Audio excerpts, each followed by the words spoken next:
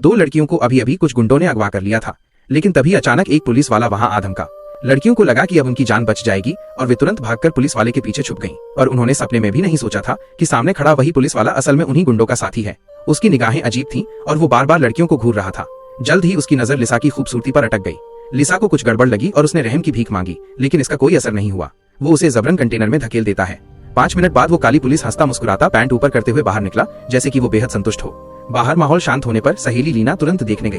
वो लिसा को दिलासा देने लगी, पर उसे ये नहीं पता था कि अब उसकी बारी आने वाली है।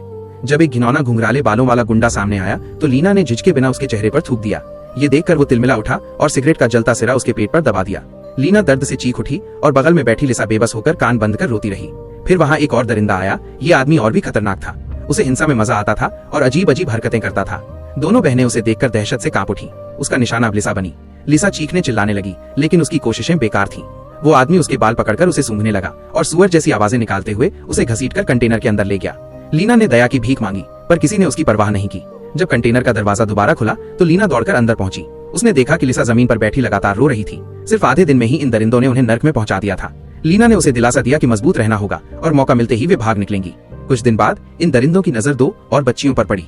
वे सब निकल पड़े, केवल घुंघराले बालों वाले को पहरे पर छोड़कर। बहनों ने यही समय सही समझा और एक साहसी योजना बनाई। उन्होंने जानबूझकर उस पहरेदार के पास जाकर उसे बहकाना शुरू किया। वो देखकर हैरान रह गया, क्योंकि जो लड़कियां उसे नफरत करती थीं, वही अब उसे लुभा रही थीं।